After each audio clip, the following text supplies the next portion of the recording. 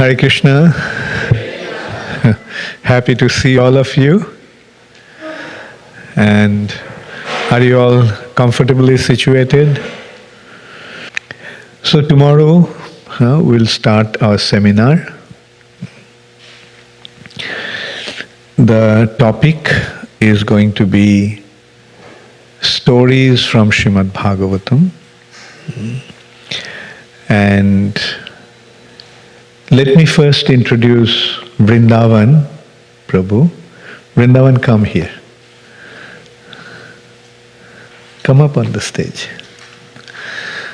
Actually, it was Vrindavan Prabhu who insisted that we have the seminar here in New Vrindavan this year. And it's because of his persuasion that we actually thought of having it here. And are you all happy to be happy in Vrindavan, New Vrindavan? Yeah? Okay. So credit for that goes to Vrindavan.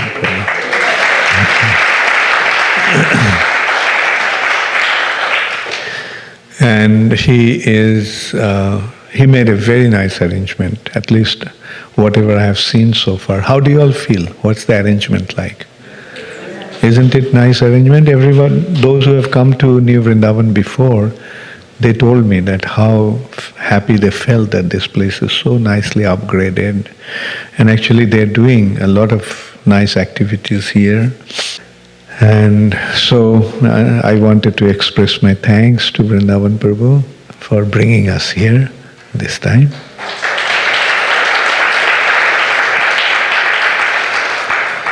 Actually, New Vrindavan is a very special place. In the early days, most of our activities were happening in New Vrindavan. In early days, that means in late 60s, when ISKCON just has been established, and Kirtananda Swami was Prabhupada's one of the first disciples. He was not initiated during the first batch of devotees because he was in a hospital at that time.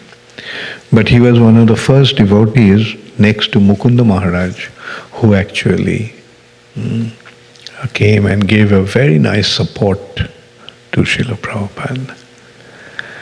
And he, with his friend Hayagriva Prabhu, they were very close friends. They actually got this place after a lot of struggle. And there's a lot of history. Maybe someday I'll try to tell you briefly. Like for example, the local devotees did not like the devotees. Local people. You can well imagine, they're American rednecks. So they did not like that in the middle of West Virginia, these Hare Krishnas are developing something. And those days, Krishna consciousness was booming. I mean, hundreds of devotees were living in New Vrindavan. Devotees were pouring in from all over America. And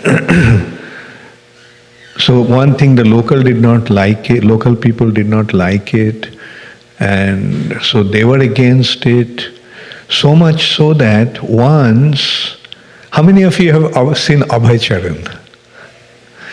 Okay, so you have seen that episode, what Kirtananda Swami had to go through. They were, like one girl actually joined the Hare Krishna movement. And her father was like a gangster, that girl's father. And he didn't like that her daughter joined the movement. So he actually came and attacked with his motorcycle gang. And some devotees were shot. Although no one died, and then they were making Kirtananda dig his own grave. They wanted to bury him alive. And they were making him dig the grave, and then something happened, like an earthquake or some explosion or something, and they all ran for their life. That is how he was saved. So, this place has an amazing history, and naturally this place is like a tirtha for us. It's like a place of pilgrimage for us. So we all are very happy that we are here, and we are getting an opportunity to associate. This another thing, like why do we have these retreats? I think I told you all earlier. How many of you remember? Okay. So, you see, in I think 2007 or 2008, I had a heart attack. And the doctors told me that I should not travel. So I took it seriously, and then I started to feel that the devotees around the world, they were feeling very sad that they could not meet me, and all of them could not also come to India to meet me. So at that time I thought that it won't be possible for me to stop traveling altogether. But what I could do is go to one place, stay there for 7 or 10 days, and let the devotees come there so that I could associate with them. So that is how we started. The first one was in Switzerland. It was a very beautiful location, up in the Swiss Alps, where the road stops. It was so high that beyond that there was no road. And that was actually a skiing resort. The road stops there, and then for skiing people go up in cable cars. And you can go on the cable cars. And that area is above Glacier Point. You know the Glacier Point? Glacier Point is the place. Beyond that, it is always ice. On the mountain, beyond that point, that is the point, it's all ice. Throughout the year, all the time, there is ice, white, ice-capped mountain. And there was one hotel. And there was nothing else, and it was a skiing resort, so people go there for skiing. Now, for skiing they go in winter, but in summer that place was empty. So we rented that place for I think 1 week or 10 days, and we had our first retreat there. Then I came to Florida, and I got to know one Indian hotel keeper, he had a motel, and he gave us a very good deal. So we had the American one there in Florida. And that's how I started. Every year I have been going, and devotees are coming. And this year in Europe, of course, the Swiss one was good, but Switzerland is very expensive. Therefore, we decided to have in some place where things are cheaper, and we found it in Spain. So we had many retreats in Spain. Then one retreat 3 years back we had in Leicester, because most of them come from London. And this year we had it in Croatia, in a beautiful island called Is. And this island is completely isolated, and there is the only vegetarian restaurant in Europe. And we took up the whole restaurant, and the capacity was full. They could accommodate maximum 165, and those who wanted to come after that, they could not. Otherwise, in that one there would have been about 200 at least. Then 3 years back, or 4 years back, I had one very, very exciting retreat. That was a cruise in Europe. We started in Southampton, near London, and for 9 days we went from London to Amsterdam, then to France, then Spain, and we went to these beautiful places where devotees never went before. There are many places, they're important places. Like there was one city called the Compostela, Santiago de Compostela. That is considered to be the second most important place of pilgrimage for the Christians. The Jerusalem is the first one, and then is that Santiago de Compostela in Spain, northwest of Spain.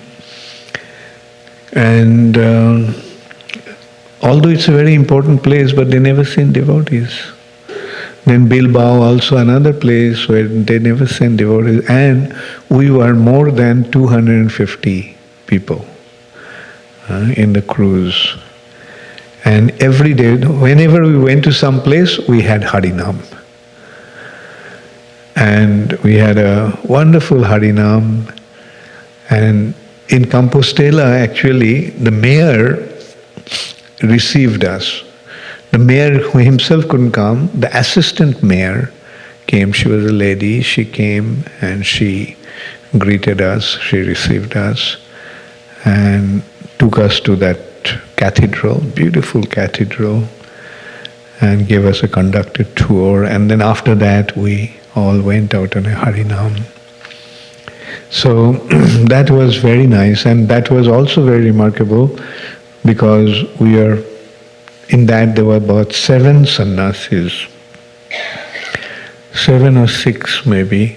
Radhanath Maharaj was there, Sachinandan Maharaj was there, Chandramouli Maharaj was there, Bhakti Purushottam Maharaj was there, and anyway, 5 or 6 of us were there. And you were there?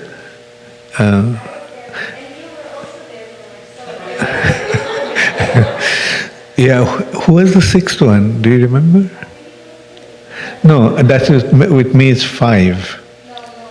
No more. Okay. And yeah, who else was there in that? How many of you? None of you. Some devotees went from America. Yeah, Rupanuga and his family was there. Malati Mataji was there. Yeah. And there were quite a few devotees. More than 200 Jadubar Prabhu also was there. Yeah. Right. There were quite a few God brothers and God sisters were there. And devotees always tell me to have another one like that. But I'm not having it for various reasons.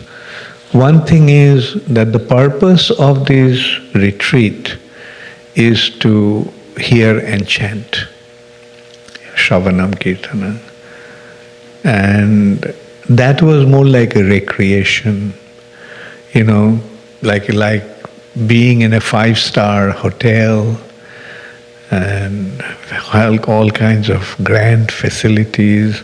But we took over the hotel, we took over the ship. The ship has the capacity of 1,800.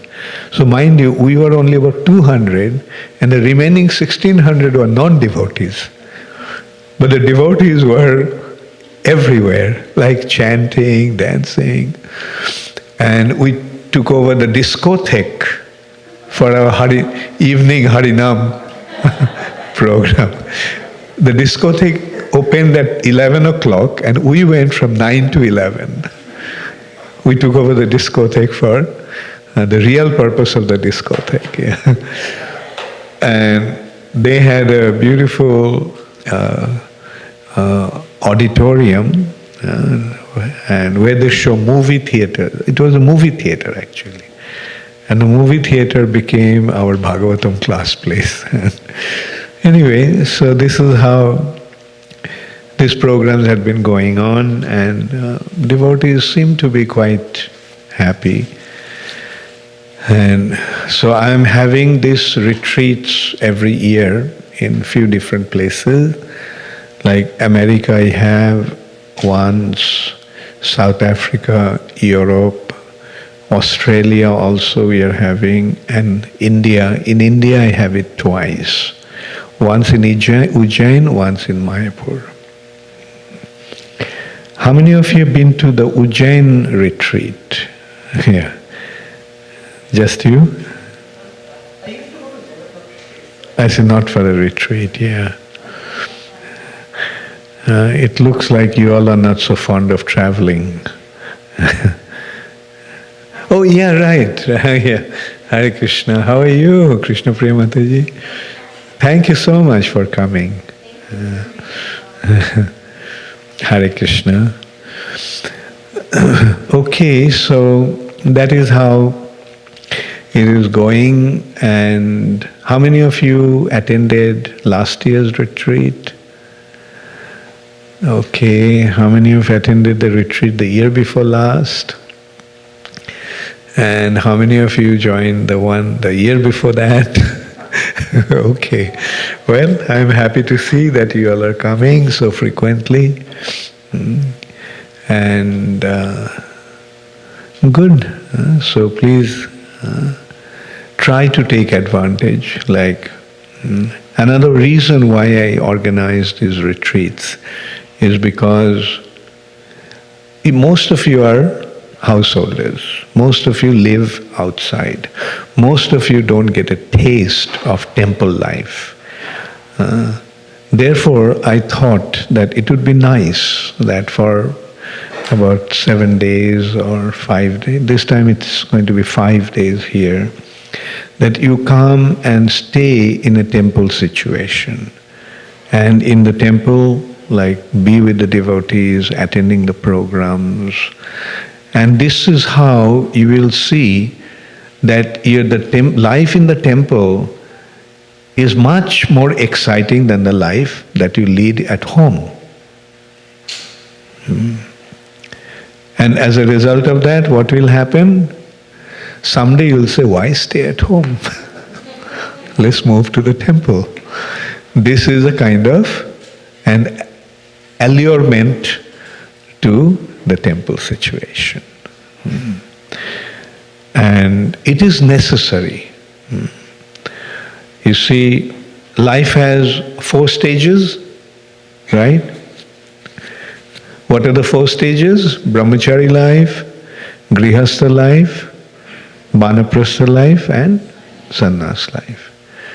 So many of you, most of you actually, joined ISKCON when you are householders. So you missed out on the Brahmachari life, Brahmachari stage. Right? You are in householder. And the household situation creates attachment. How many of you agree with me that the household situation creates? Okay, so I feel comfortable now. So household life creates attachment. Now, what does the spiritual life aspire for? Is the spiritual life meant for maintaining attachments? Or spiritual life is meant for becoming detached?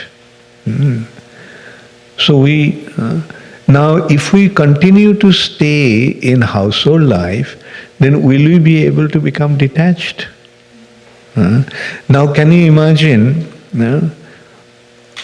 if we maintain our attachments in this way, And when death comes, at the time of death, if we have our attachments, then what will happen?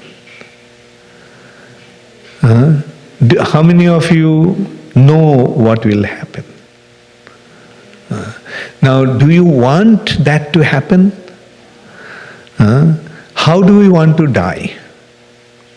Do we want to die thinking about our relatives and friends, or do we want to die thinking of Krishna?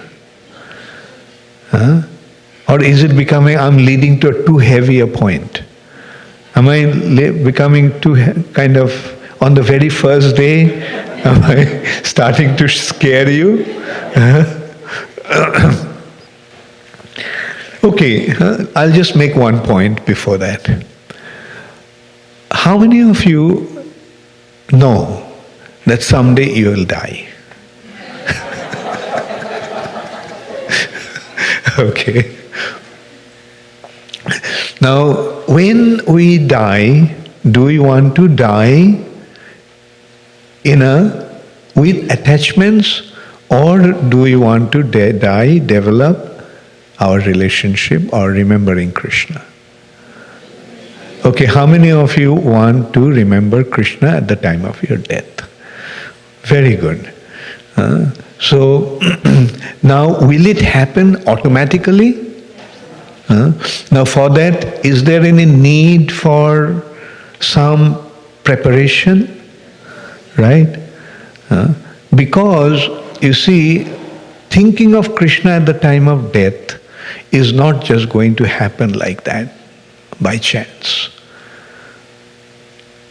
Our thoughts will be, at the time of death, where our deepest attachment is. Wherever our deepest attachment is, that is where, that will be the thought at the time of death. Now see, if we continue to stay at home, then what happens? Our attachments naturally will be to our surrounding. We can't avoid that. Therefore, there is a need after household life to come to Banaprastha life. Banaprastha life means freeing ourselves from those attachments. It's not going to happen just like that. We have to cultivate. Now, Banaprastha literally means going to the forest. Now, how many of you are willing to go to the forest? Okay, and that's natural. Okay. Only this little girl wants to go to the forest. But I'm sure she knows that her daddy will be there with her. So, it's not possible for us to go to the forest nowadays. Our life is not designed, our life hasn't been designed that way. We won't be able to go to the forest, but what we can do is we can go to the temples. We can go to the temples. And when we go to the temple, then what happens? Then we get a life which is actually even better type of Banaprastha than going to the forest. Some of you have already accepted that kind of life. I know. Especially, I'm just seeing Vrindavan Chandra here. He did that. He retired and he moved into the temple, Tuaku temple. And in Tuaku temple, he is serving so nicely. I mean, he and his wife, Yasumati, are practically like two pillars that is holding the temple activity. Sometimes for Mangalarati, there are only 2 persons in the temple. And anyway, the point is, like, by accepting that state, then we prepare ourselves. Now consider, you can't just straight away move into the temple, but gradually you can get a taste of the temple life. And for these 5 days that you'll be here, you'll have that opportunity. How did you feel when you went to other retreats before? Did you feel happy, or did you feel that, oh, when will it be over and I'll just go back home? Anyway, you may not admit it, but even if you feel that way, there's no harm. And that is what we have to overcome. Attachment to home. The home life is comfortable. Temple life won't be that comfortable. But this voluntary acceptance of discomfort and difficulties is called austerity. And austerity is the foundation of spiritual life. Prabhupada mentioned, what is austerity? Prabhupada mentioned that the definition of austerity is voluntarily accepting difficulties for the sake of spiritual advancement. So we have to accept these voluntary difficulties. And anyway, so we are here, but you can see the life after all is not so difficult here in the temple. Because the first thing I asked you is, how many of you feel that you are feeling comfortable here? How many? I'm very happy to see that. And I hope you'll feel so comfortable that you won't feel like going home. Thank you, Hare Krishna. Does anybody have any question? Yes, Kirti Kumari.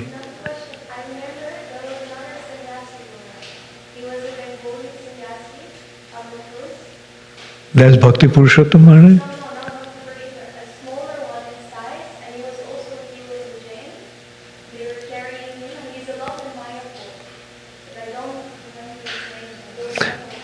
No. Anyway, it doesn't matter. Hare Krishna, Jadunath.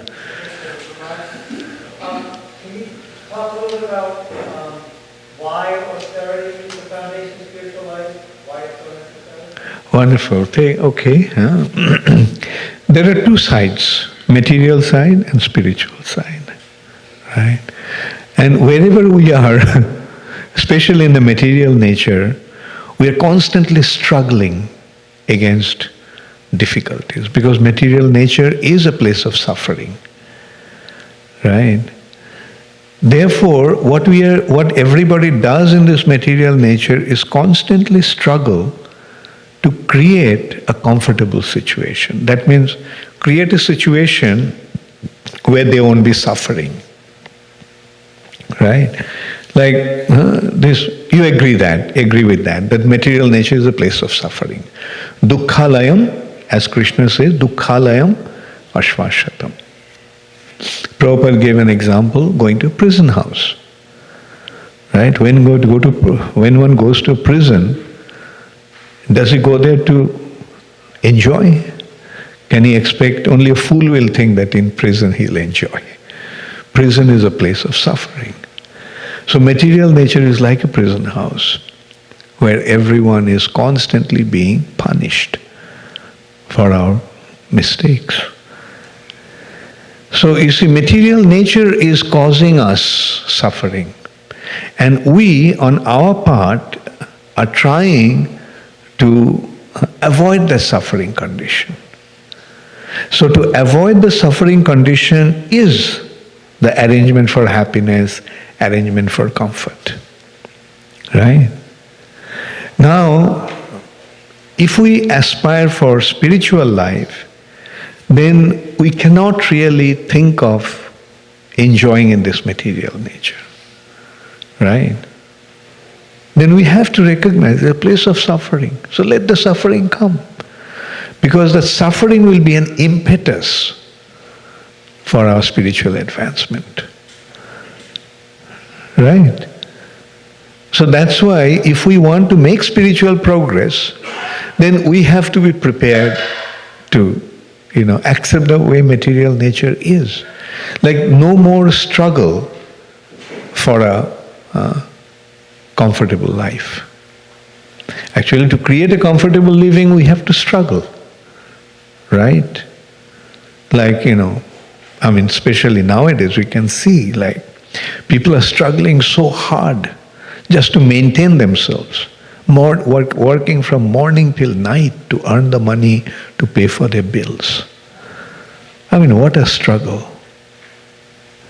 But when you take to spiritual life, then you decide no more struggle, unnecessary waste of time. Let it come the way it is, whatever Krishna will. And after all, Krishna is taking care. So let's depend upon Krishna. Are the birds struggling for a comfortable living? Are the beasts struggling for comfortable living? Are the insects struggling for comfortable living? No. But they're living happily. They're getting their necessities supplied. So Krishna is taking care. So let us just depend upon Krishna. Let Krishna take care and let's submit to whatever arrangements Krishna is making. Right? And that will bring some difficulties, and that difficulties will appear to be like austerity. We have to tolerate them. That's what Krishna is saying. Just tolerate the difficulties. Matra sparshastu kaunteya shitoshno sukha dukkhada. Agama paina nitta stang stitikshasya bharata. Just tolerate. So that is the real definition or understanding of austerity. Let it come, we'll face it. But that Prabhupada therefore told us there is no need to voluntarily accept difficulties. Like sometimes, you see, less intelligent people do that. Like in the middle of the summer, they light a fire and sit in the fire. In the middle of the winter, they just stay, half submerged in the water. This is not necessary. But the purpose of austerity should be spiritual advancement. For the sake of spiritual advancement, whatever difficulties I have to face, I am prepared to face. And Prabhupada even said that you are sitting in the class, listening to Srimad Bhagavatam. That is austerity. That is austerity, because mind is saying, no, go and do this, go and do that.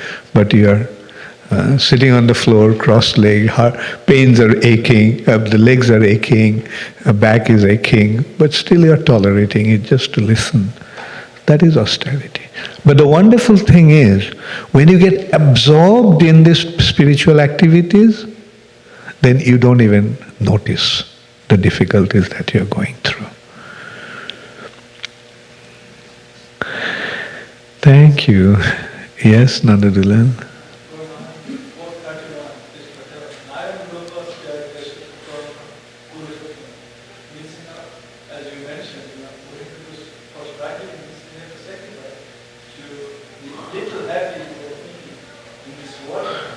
Yeah. Okay, thank you. Yes? Just at mine. It is much. Told the story of the attack. Since you told the story of the attack on New Vrindavan, I just wanted to point out it was not an earthquake or anything like that. What happened was one of the members of the motorcycle gang pushed Radharani off the altar. Oh, right. That's true. And I was not here, but apparently the sound that was made was many, many times greater than normally you would expect. And somehow or another, the devotees felt they were saved by Radharani. Yeah, that's true. Thank you. Yeah, that's how we also portrayed it in Abhay-charan. And I said that it sounded like an earthquake, sounded like an explosion, but nobody could make out what actually happened. Yeah, but thank you.